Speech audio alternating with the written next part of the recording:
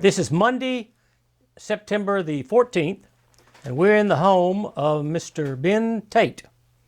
And we're here to conduct an interview with Ben and get him to tell his story about his life and aimed at his being drafted into and being during the World War II.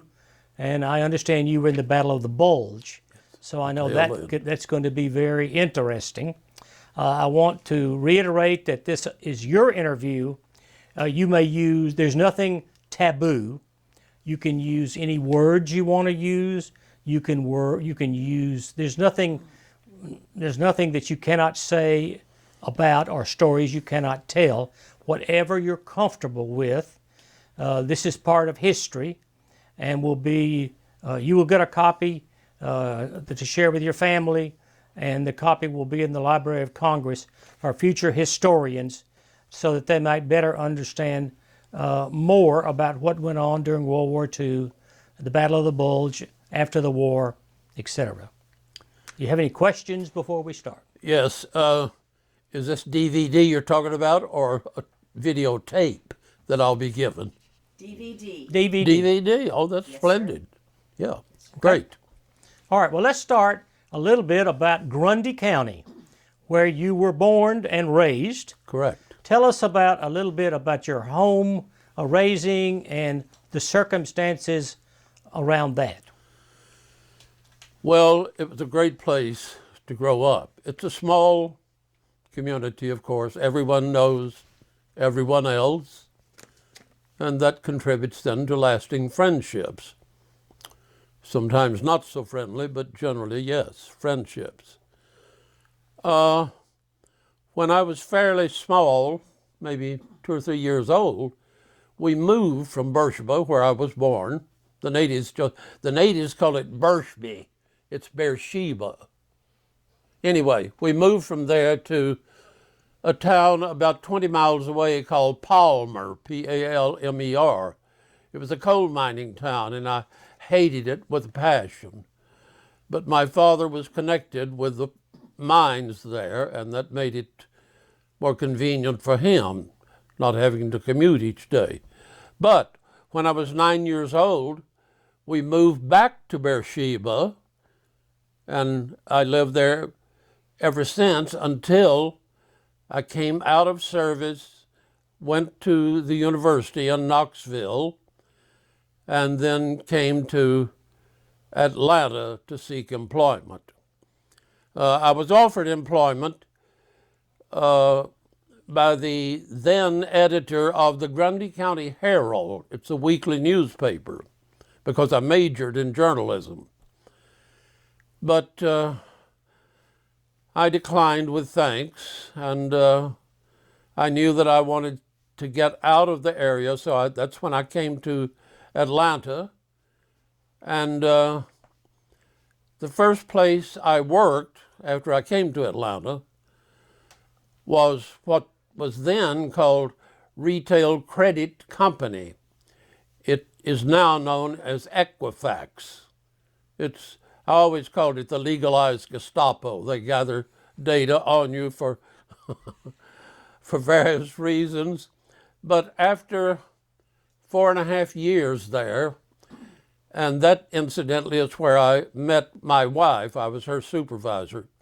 She was married at the time, but she divorced her husband, whom I never saw, and we ultimately married in 1958, I think it was, yes.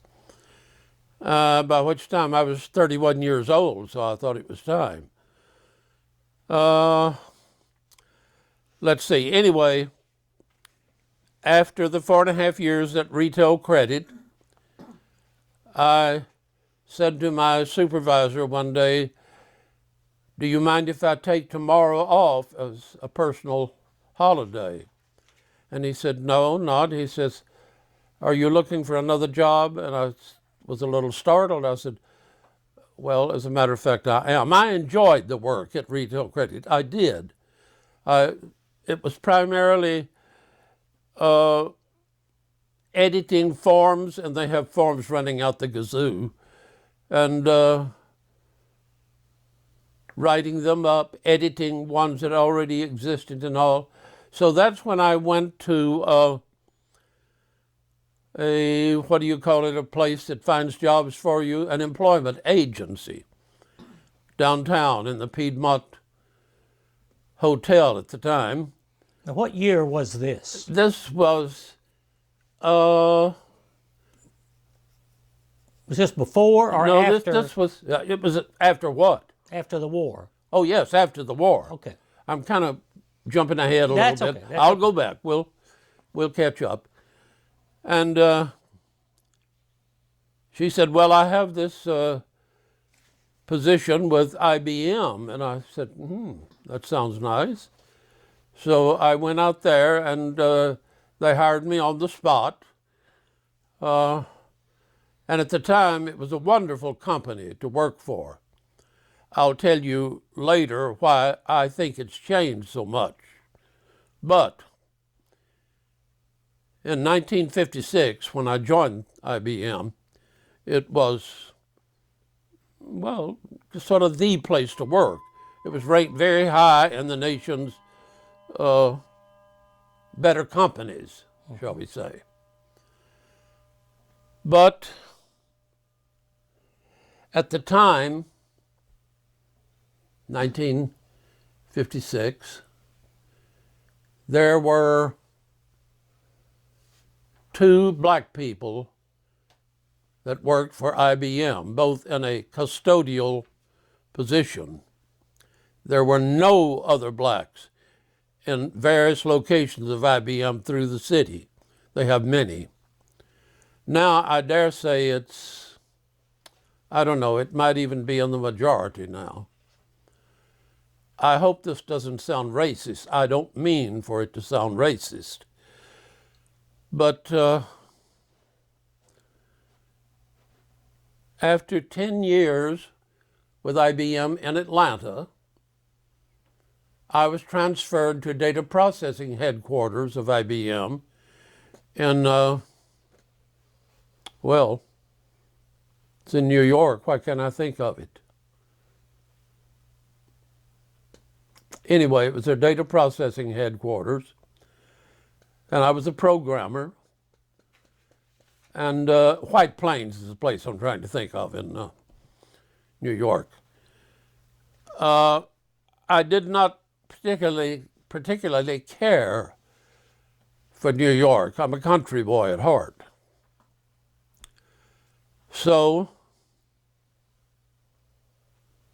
I let that be known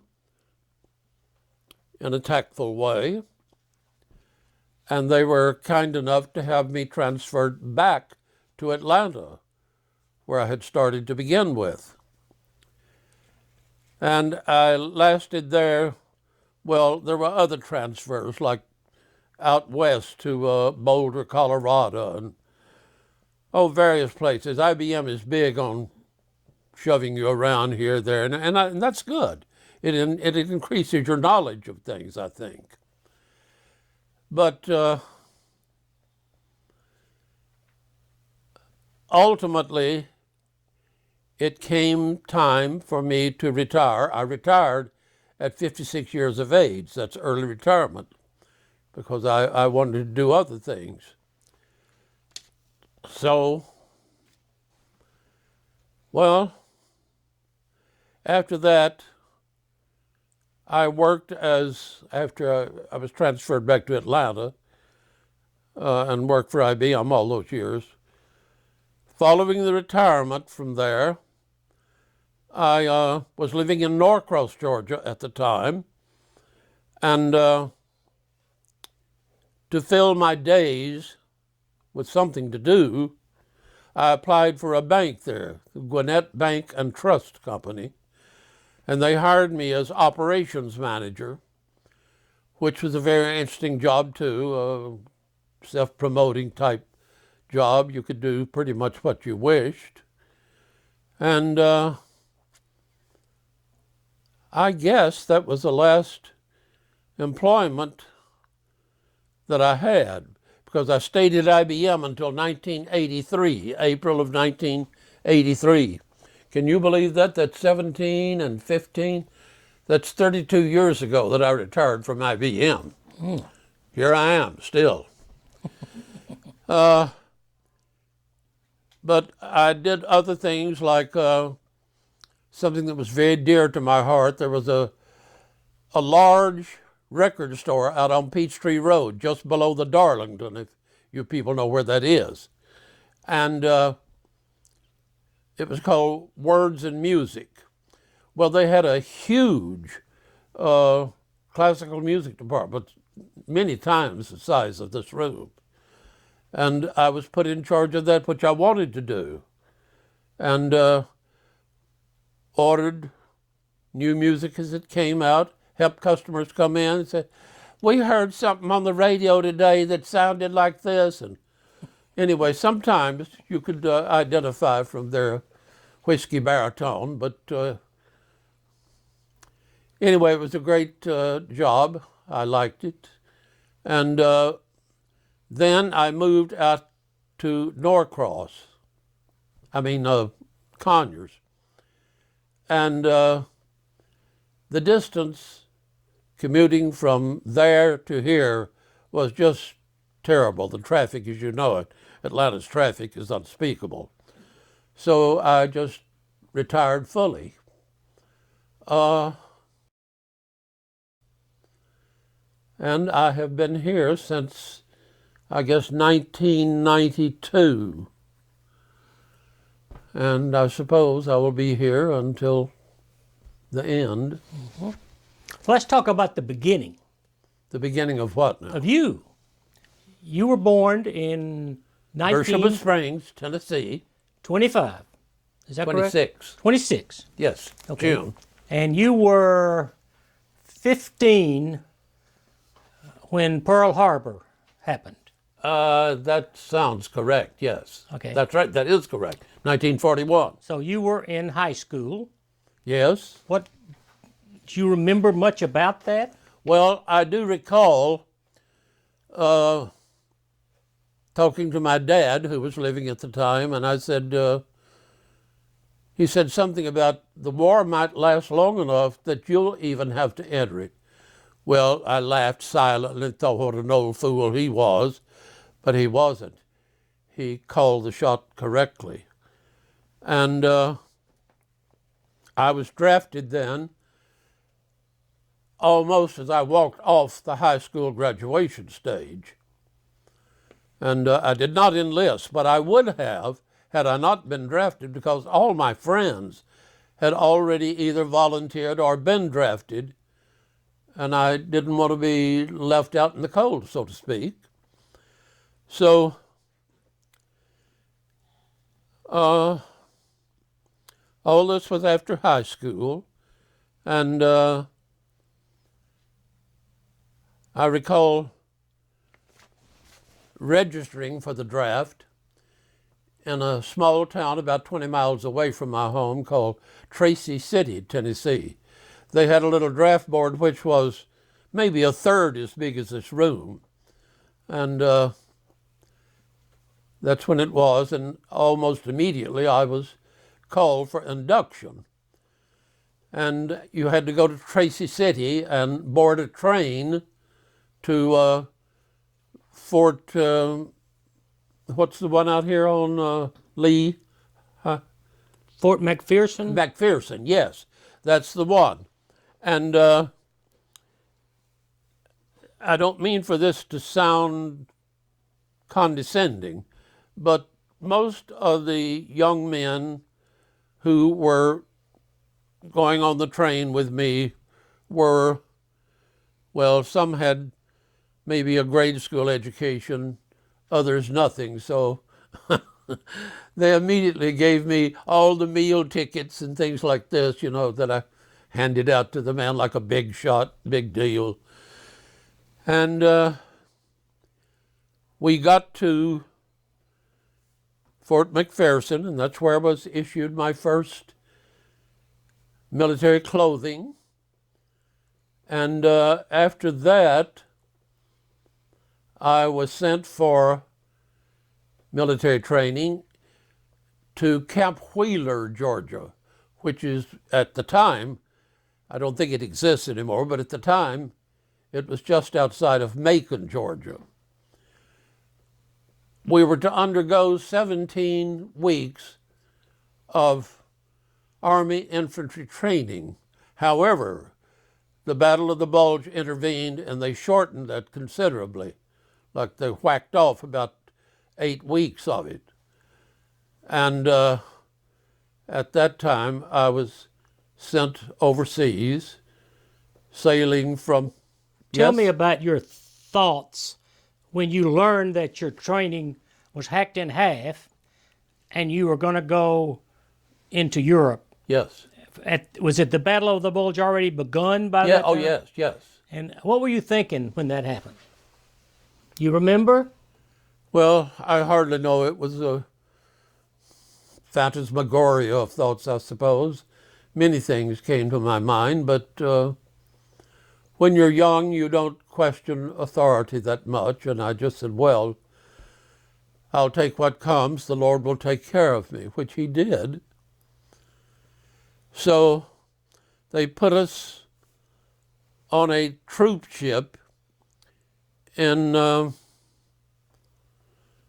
somewhere in New Jersey. Where was that? Anyway, the ship had been a luxury liner. Well, there was nothing luxurious left of it. It had been modified, I guess that's the word. And it was so crowded. There were so many GIs on it going overseas that you could only eat twice a day, and you had a meal ticket. You know, you ate either in the green mess or the blue mess and so on. And speaking of the mess, many soldiers became violently ill on the ship, and the tables in the mess hall were stand-up tables, about 10 feet long and about 2 feet wide. And so often you would see a soldier just throw up uncontrollably. No one thought anything about it. They may have thought things about it, but no one condemned them. It was beyond their control. And I, too, was assigned a nighttime duty. I think it was from 12 midnight to 6 a.m. And one morning, we were preparing eggs for scrambling in a huge, big stainless steel cauldron with stirrers and not. Anyway, there must have been, a couple of hundred eggs broken into it. And the ship ran into some rough weather, and it broke loose from its moorings. Well, I don't know if you've ever waded in raw eggs or tried to get them up. We would take shovels to go under, and they just crawl right off, you know. But eventually we got them all up, and the sleeping quarters, I wanted to mention those too on the ship. They had, and you were assigned to that only 8 hours a day, because other soldiers had it the other 8-hour shift, and still others. Now, what month? This was in 44. And what month were we talking about here when all this was taking place? Do you remember? Was it after D-Day? Oh, yes. Okay. Yes. So what month was let's this? see. Yeah, D-Day was June, right? Right. Yeah, it was just shortly after D-Day. So, okay, so it was like late summer. Yes. Okay. Because speaking of summer, there's no place in the world hotter than Macon, Georgia, where I was taking my basic training. I was almost glad that they shortened our training, or I thought I was at the time anyway. But I was starting to tell you about the sleeping arrangement. Right. They had a huge stainless steel pole of some kind, and they had 12 hammocks onto that thing. You may have seen showers in various places that way. So you either had the bottom bunk, the top bunk, or the middle bunk, or the top bunk. But remember, there were three others just like that. So it could sleep 12 men at a time. But after your 8 hours were up, tough. You just did whatever they asked you to do, I guess. And I never became ill. I don't know why. I was not a seaman, but somehow I escaped that. Ultimately, however, we landed at Le Havre, France.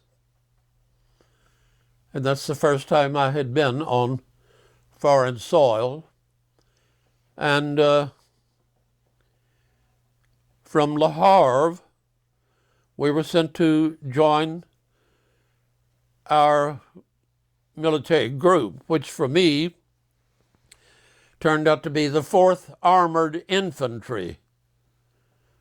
And so I was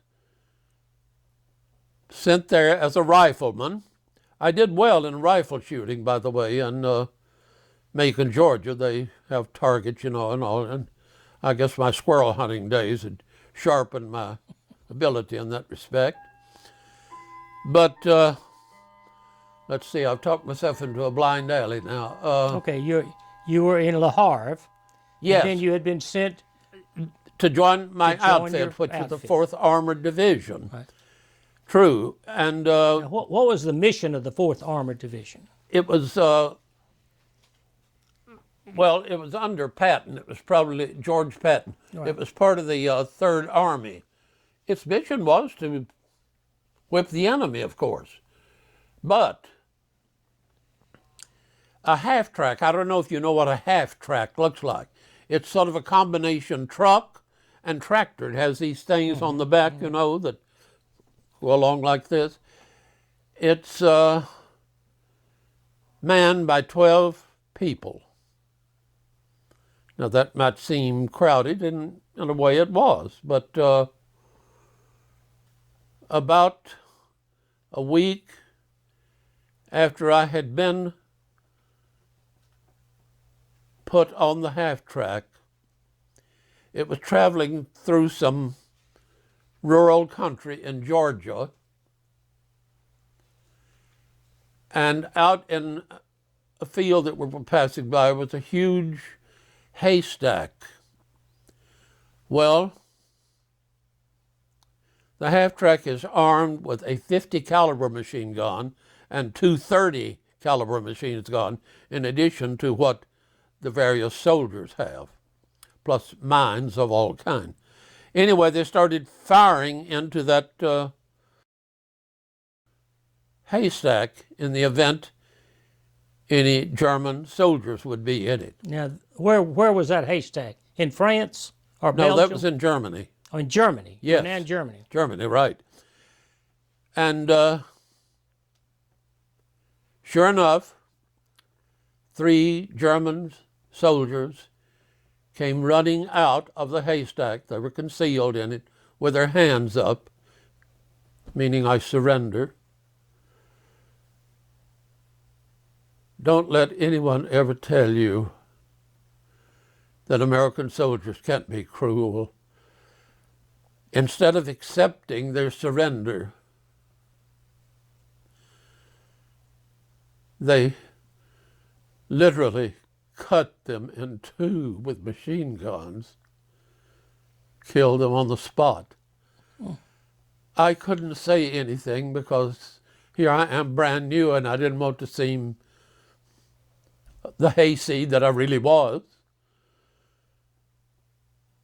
But we were traveling on from there,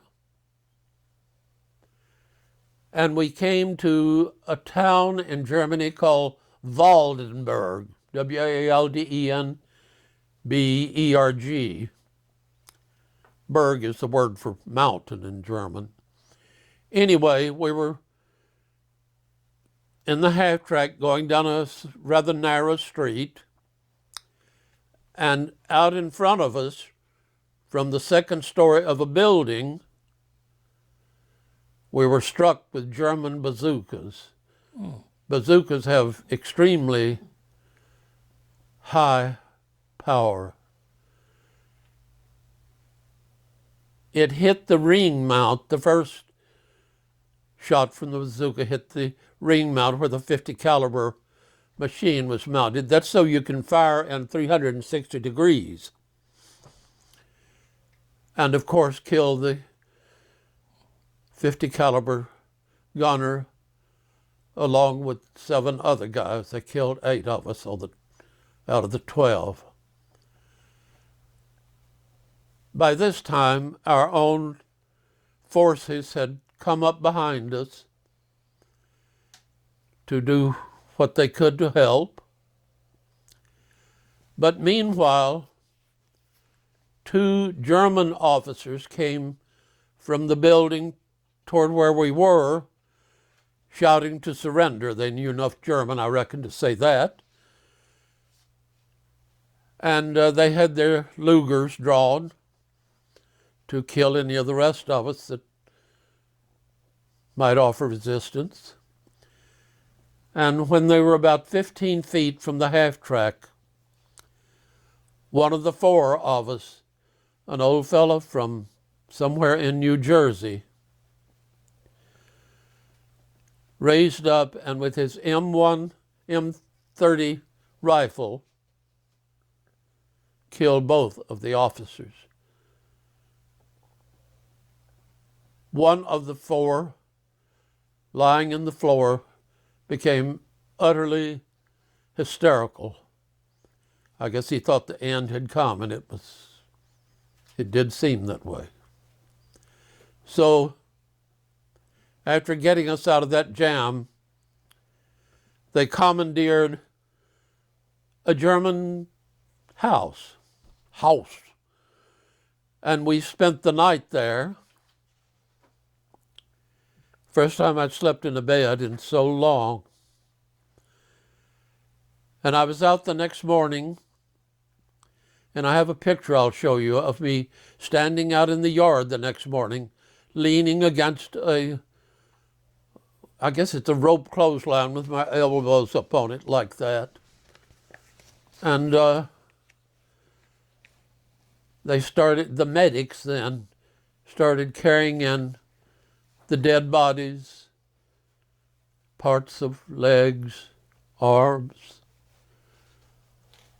and that's pretty strong stuff for an 18-year-old.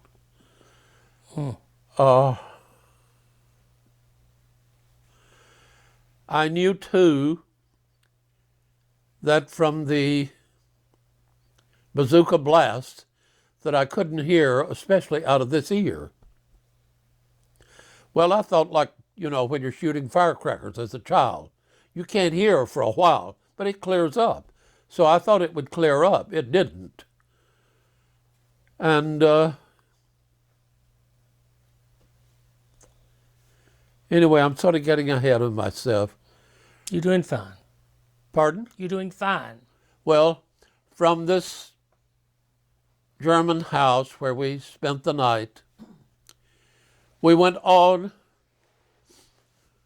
with various episodes occurring. I can't go into all of them. And I was in a place called Strakonice, Czechoslovakia, when the war ended in April the 12th, I believe it was, 45. And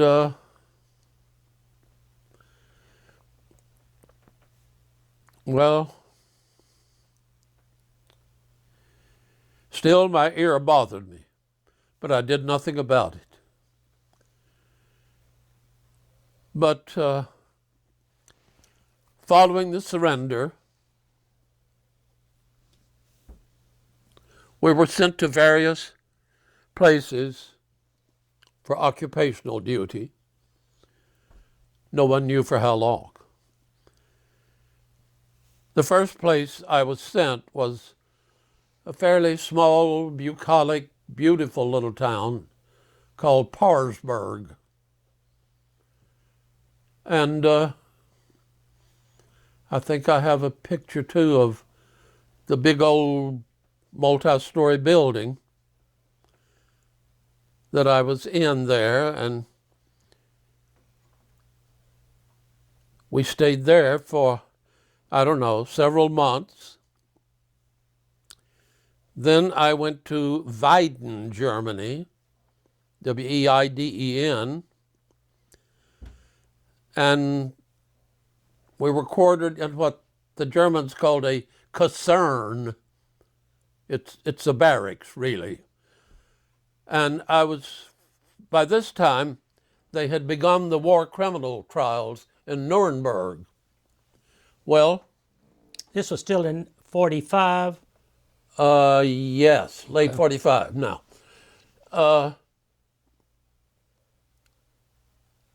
I was fortunate enough to be allowed to go to Nuremberg and sit in on those trials twice. I did that twice. It was a fairly small room too, probably as big as this house combined. And there were 24 German prisoners on trial, most of them high up in rank. A row of 12, a row of 12. Behind every one of them was an American military policeman in full uniform with weapon in case any of them tried to escape or do anything out of the ordinary. The trial was conducted in 4 different languages. They gave all of the audience headphones, and you could dial whether you wanted to hear it in German, French, English, and I guess Italian, the other 4 languages. So you would know what was going on no matter what your language would be.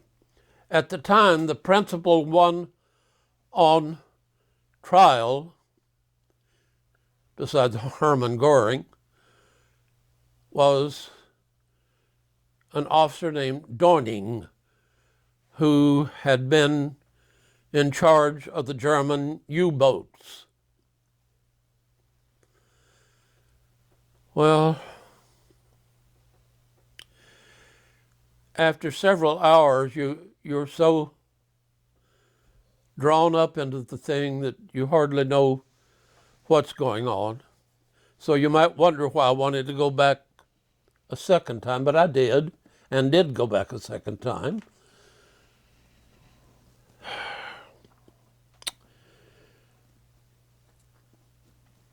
Let's see.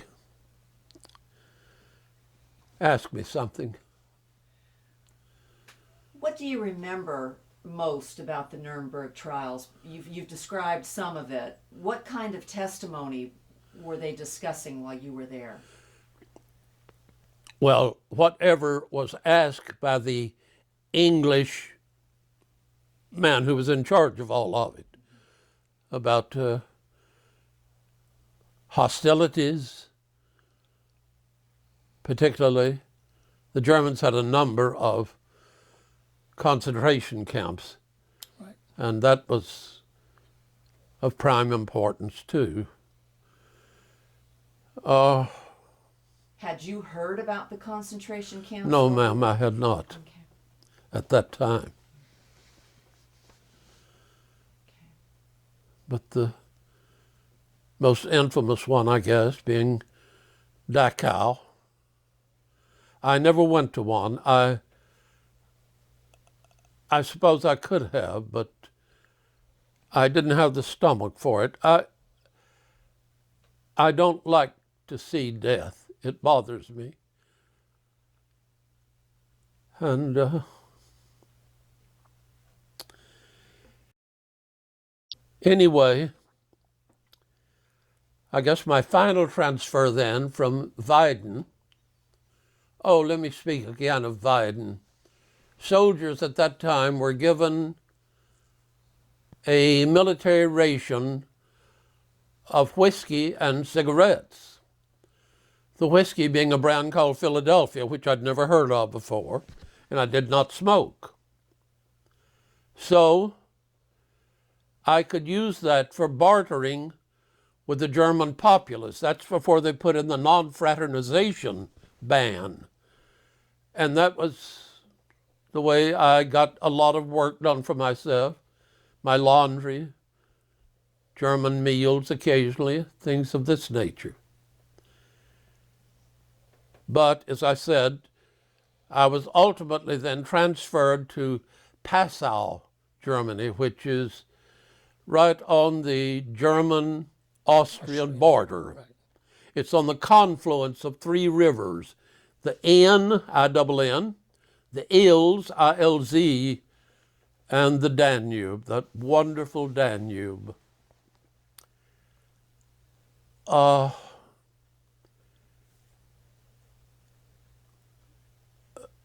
was headquartered in a hotel on Bahnhofstrasse. Bahnhof is railway station in German. And I would walk from that hotel down to my place of work each morning along the Danube. And when I got in and went up to the second floor where I was working, here is the Danube literally just outside the window. But on the way to work, and I don't know why this has stayed with me all these years, but it has, you had to pass an American officers service club. Well, being an enlisted man, I could not go in it. But one evening, as I was coming back from work, I walked by and I heard a piano being played. I stopped outside the door and listened. Someone was playing the Chopin Etude No. 3, Opus 10. I hadn't been able to hear much classical music, and it really saddened me.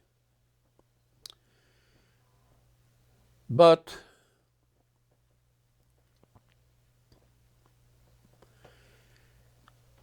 I went on back to my quarters in the Bahnhof Hotel,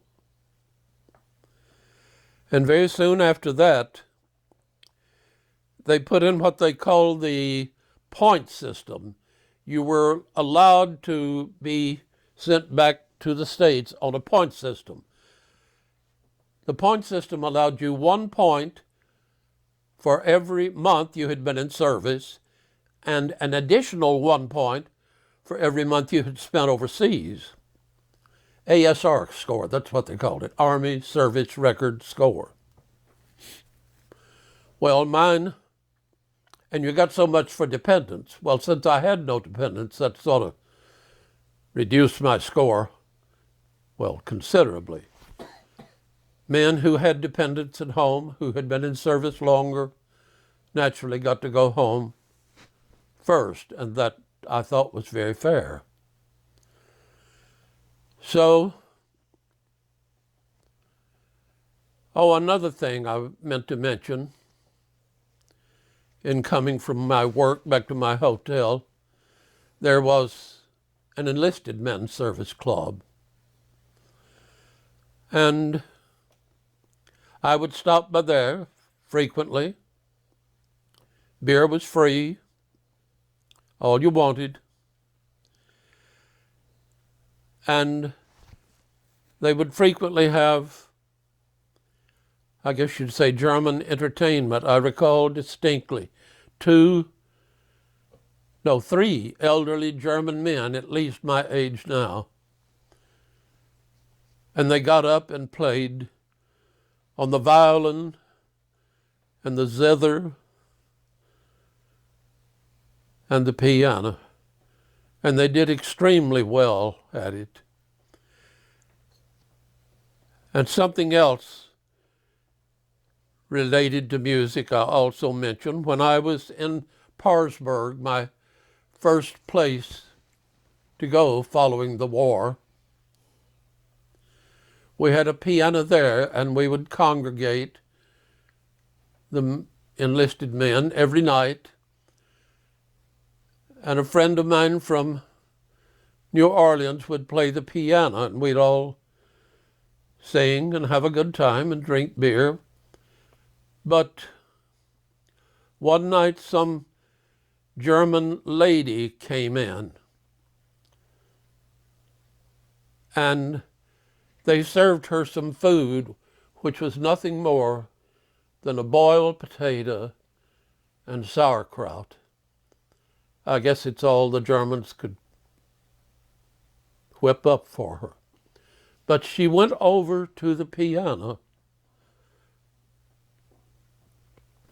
and started playing Bach. I was never so surprised in my life and delighted. And as she played, she must have been 35 years old. As she played, say this with a keyboard, she would keep her ear down as though listening to herself, which in effect I guess she was. But, all right, another blind alley has intervened here. Where am I? Okay, we're at the Enlisted Men's Service Club. Pardon? You're at the Enlisted Men's Service Club. Oh, yes, well, that was a nice place to go, and they had groups of German citizenry dressed in normal country attire, lederhosen, Right. leather pants, these things with galluses and all, and hats with feathers in them, the whole bit, you know. And they would sing and dance and slap their leather. And although I didn't cotton to that at the time, I came to love it very much. But anyway, back to the hotel again. They had slogans. Well, first of all, they had pictures of German Fräuleins, the blonde pigtails and everything, with little swastikas tied on the end of them. And under that picture would be signs like "one drip, no ship." That means if you incur a venereal disease, you don't go home until it's cured, if it's cured. And by this time they had put in the non-fraternization ban, and if you were caught fraternizing with German citizenry, male or female, you were stripped of your rank and fined something through your service record. Your pay was taken out of it. Many soldiers lost their whole rank and had to pay for months. Does that seem unduly harsh? I mean, people are people, whether they're in Germany or America or what. And, well, I'm starting to tread on thin ice there as to what all that means, but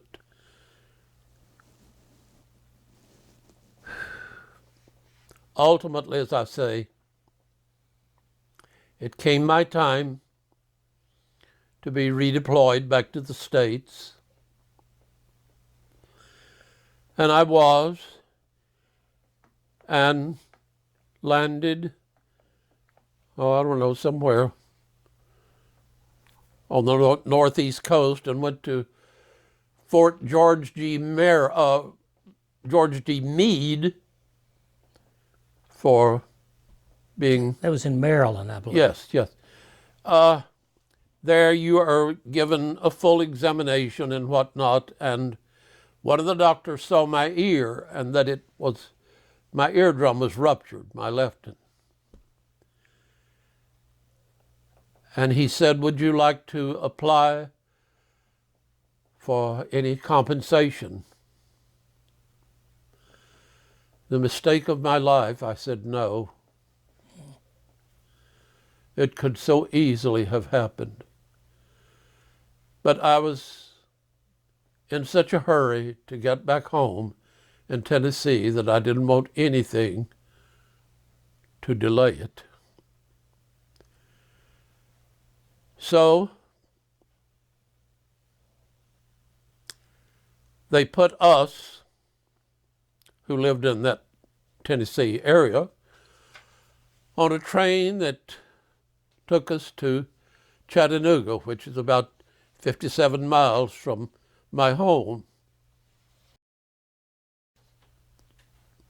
As luck would have it, I had a sister in Chattanooga, married,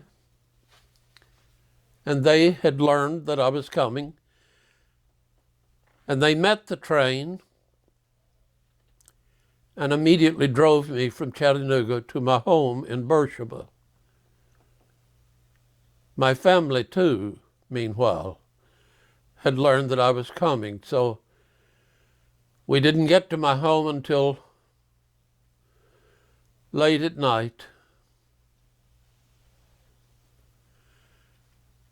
And here are my mom and dad and my dog waiting. It was a very emotional homecoming. I didn't know if my dog, after 2 years, would remember me. He did, and just turned cartwheels and followed me everywhere I went. And speaking of that dog, he lasted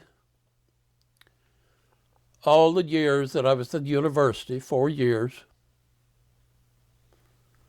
except in the last quarter of my 4th year, and I didn't know it at the time, but he was run over in front of the house by a guy I knew in a truck who always sped through the town and probably didn't even try to miss him. So when I came home after graduation, I asked, well, where is Chuck? That was the dog's name. And my mother said, son, Chuck is gone. I said, what do you mean gone? And she said, he was killed by a truck driver. And I said, well, why didn't you call me and let me know? She said, well, I knew that you would be very busy in your last quarter, and that would upset you so that you might not do as well in your studies and examinations and whatnot as you otherwise would.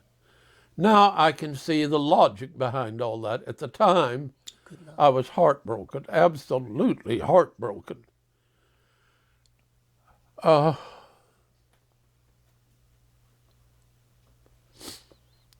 Anyway, after a few months at home, during which time I had applied to 3 colleges for admission: the University of Tennessee in Knoxville, Vanderbilt in Nashville, and what is the journalism school in Illinois, Chicago? Anyway, it's well known. I knew that I wanted to major in journalism, which I did, and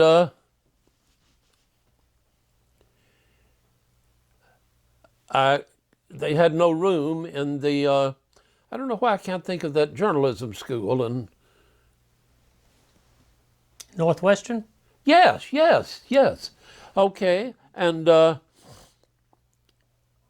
Vanderbilt too was full.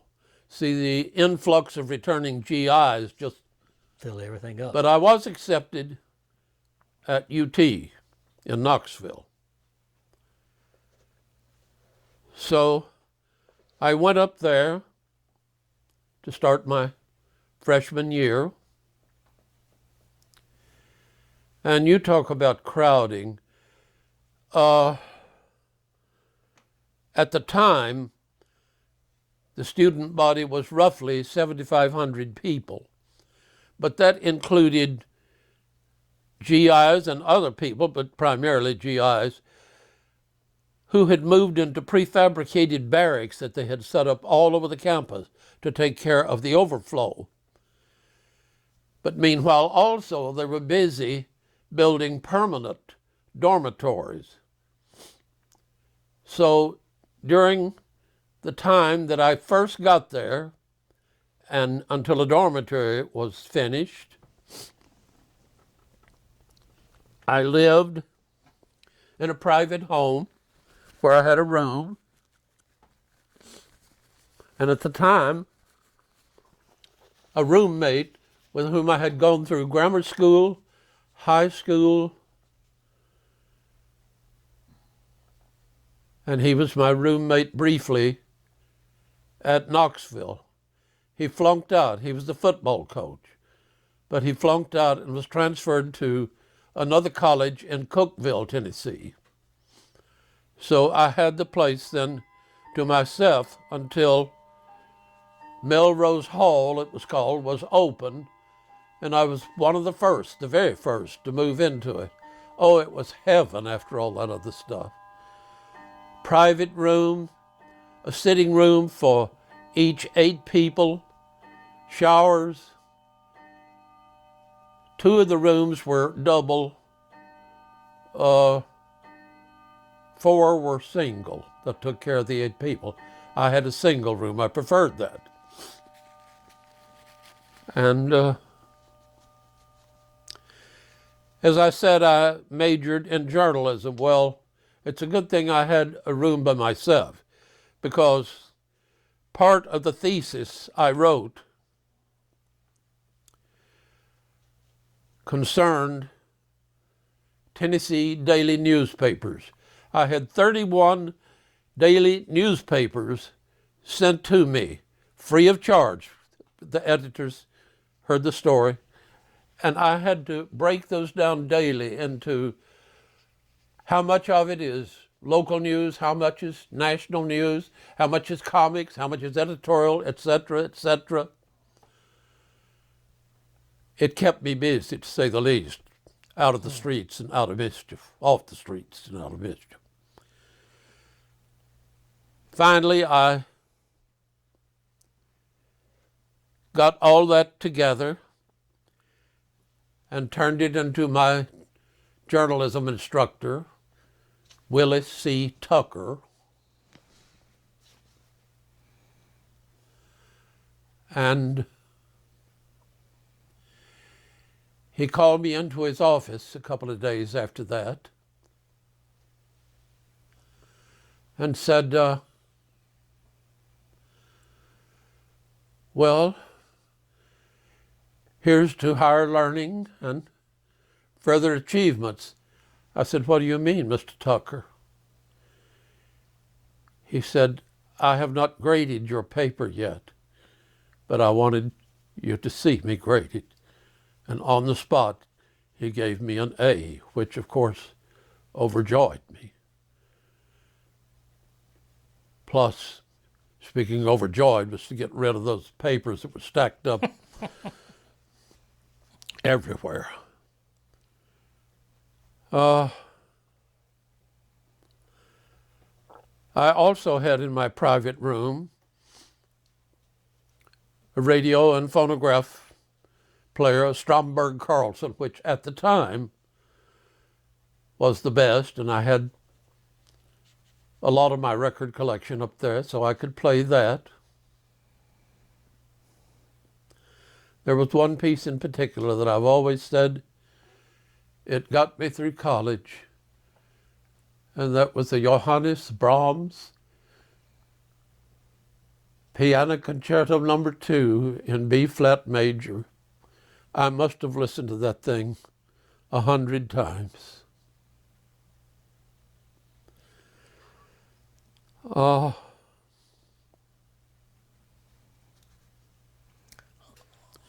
I would go home between quarters from Knoxville to Bishop Springs by Greyhound bus, which was always overcrowded, and almost never did I get a seat. I would have to stand up in the aisle, which is forbidden, but they made exceptions. And all you can see outside is what you can glimpse through the windshield up where the driver is, unless you want to scrunch down and look at a window, but that didn't work. So occasionally I would sit on my suitcase in the aisle. That too was forbidden, but it was allowed. So that took me to McMinnville, Tennessee, which is in Warren County and adjoins Grundy County. So my dad would meet me in McMinnville and take me home. And I would stay, well, whatever time between quarters was the norm at the time, I don't know, a few days, and go back. And when I ultimately received my degree, there were so many people also receiving their degree that the baccalaureate program had to be held outside. There were too many to hold it inside. And we were given our rolled up diplomas, one by one, me by my journalism instructor. It was, but despite being a journalism major, I took all of my electives in either English or foreign languages. Actually, I wound up with more hours in English than I had in journalism. But journalism at that time and at UT was more or less in its infancy. I'm sure it's been broadened considerably by now. So I became fairly proficient in French and Spanish, and what I knew of German, which was, I always called it GI German. We GIs could understand each other when we spoke German, but a native would probably slap his thighs. What is he talking about, you know? But subsequently, I attended Emory University here in Atlanta and took courses in German. Oh, okay. And liked it very much. Like most guys that were in Germany and in service and in the war, I don't think they have a very nice memory or recall of Germany. I never was that way. I liked German. It spoke to me. It had things, I mean, their cultures, everything, were things that were right down my lane. And I have been back to Germany 6 times since then. And it's wonderful, especially when you're on a cruise ship going down the Rhine or the Danube, and it makes frequent stops, you know, and you go through various castles and whatnot. It's a great learning process. And there's no better way to go than on a Cruise ship. right. You unpack once, you have your meals there, everything, and the food is absolutely wonderful. Tell me about your reaction and maybe your thinking when you learned that maybe Hitler was no longer and that the war had ceased. Well, How was your thinking about that? Well, when the war ceased, as I said earlier, I was in Strakonice, Czechoslovakia, and I don't think we had heard at that time the rumor of Hitler's death. But when I did, I felt relieved. I didn't say, oh, I'm glad that SOB is gone or anything like that. I don't like death for anyone, friend or foe. And Did you go ahead? I think there was a lot of misgiving to the rumor that Hitler was dead. I don't think a lot of people believed it in service at the time. Oh, speaking of Hitler, he had a place in the German Alps called the Berchtesgaden. Berchtesgaden, yes, but this was his private eagle's nest? Yeah, Eagle's Nest. Okay. I went there once and made some pictures of it, which unfortunately have disappeared. But yes, I went to Berchtesgaden. Unfortunately, not during the Passion Play time, which is only given every 10 years, you know. Right.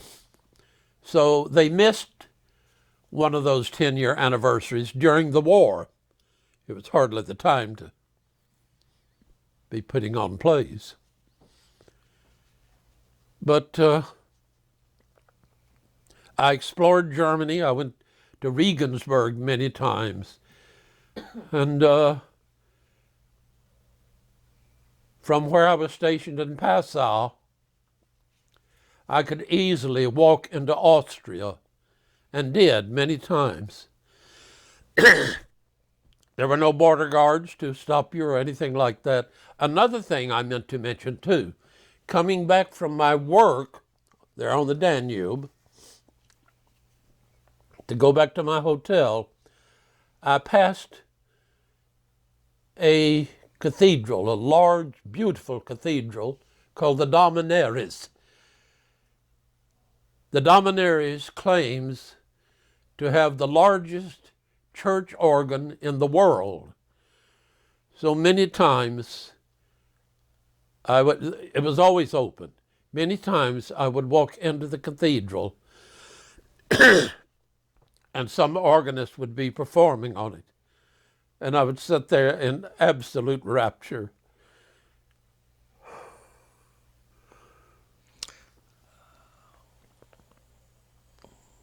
I also went to, I had I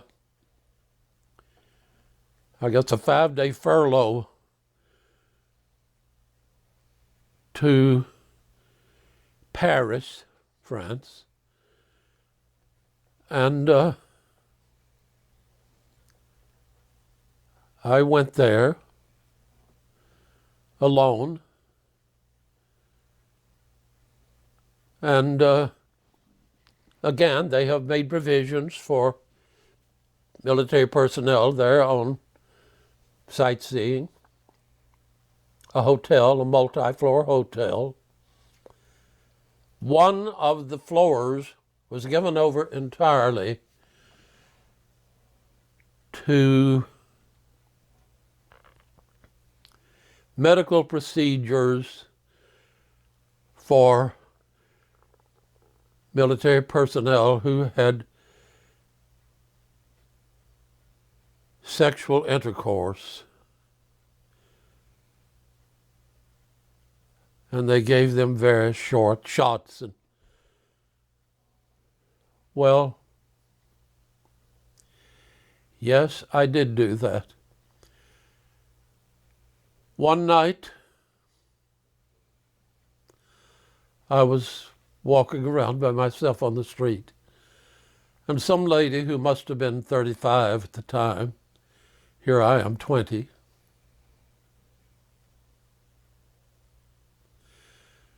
came up and almost point blank asked me if I wouldn't like to go to her room. Well, right or wrong, I went to her room. That happened 2 other times with younger females while I was in Paris. So yes, I had to go to the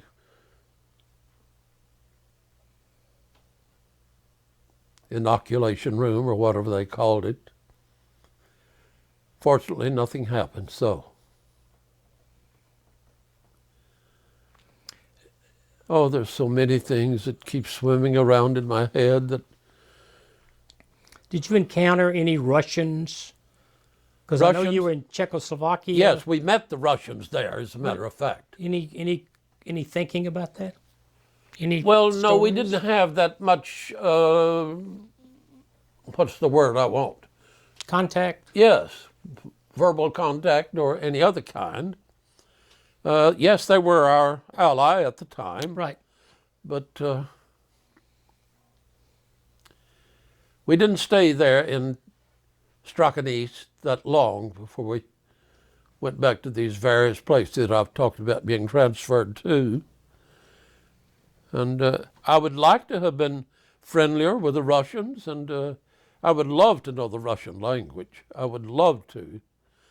One of my favorite operas is Modest Mussorgsky's Boris Godunov, which is in Russian, of course. And I've seen it performed in Atlanta twice, both times at the Fox Theater. Once by George London, who sang it in Russian, and once by Jerome Hines, who also sang it in Russian. Have you been to the Fox Theater? Yes. It's a great show place. I hope they never tear it down, but I don't know. It's been hit or miss for so long.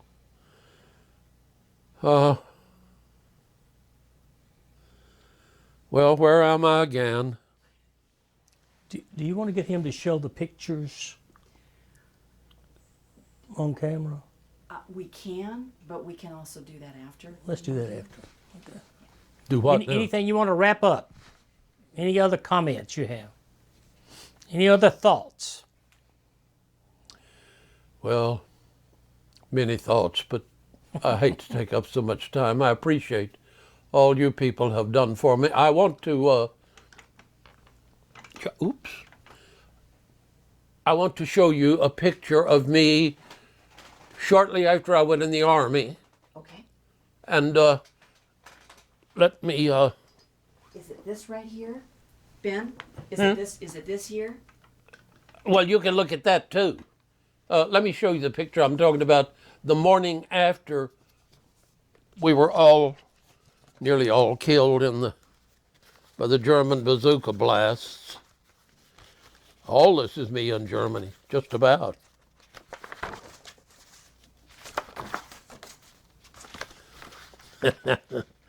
There's the guy at the Eagle's Nest, a friend of mine. He's sitting on a chamber pot, just silly. Oh, there's Passau with that confluence of rivers. Did you ever meet Patton? Did not meet him personally, no. Okay. I would like to have. Well, here. Be looking through that if you wish, and I'll go get there. So tell us about this picture that you've got. Tell us about that. How Well- old were you? How old was I? I was 18. I made it, or I had it made, on the post at Camp Wheeler to send to my mother back in Tennessee. And I had forgotten all about it until after my ex-wife died in November of 2013. My daughter brought this over, and the picture you're holding too. They had been at the house in Norcross all that time. And Let's get this one over there too.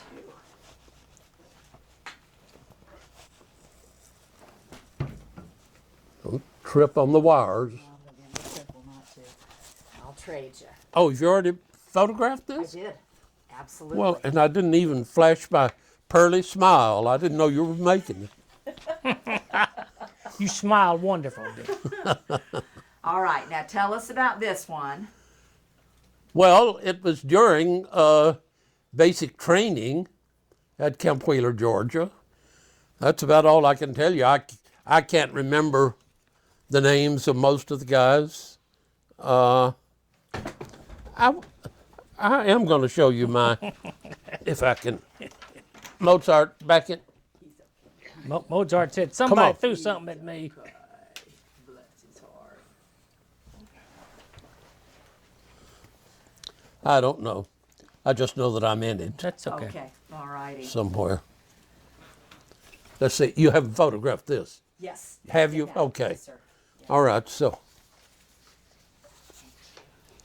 All right. and what about the album? Where's it? It's right here. Oh, thank you. I wanted you to make one of me there, if I can find it.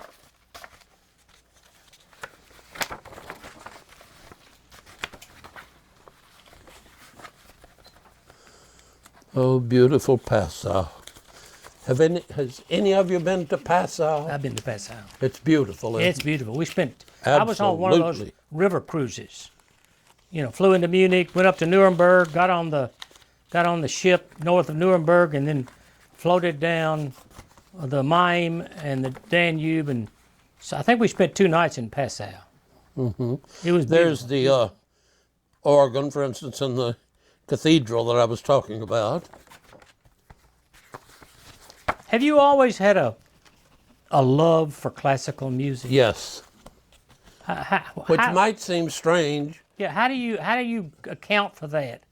I would not think Grundy County, growing up in Grundy County, had much classical. You know what you music hear in there. Grundy County? I know. That's why I said that. I don't know. Maybe it was a reaction against it, Oh, okay. but I can't find that.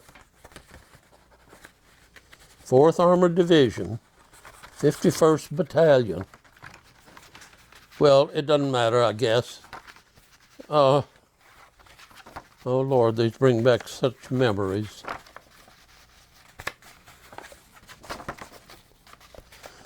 Okay.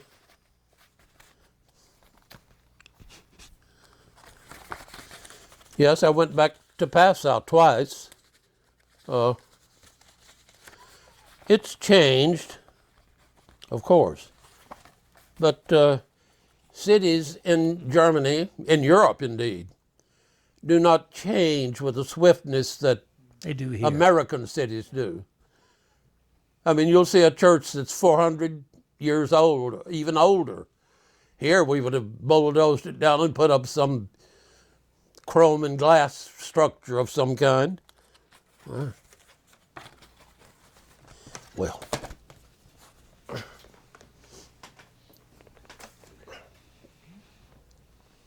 I'm coming apart at the seams.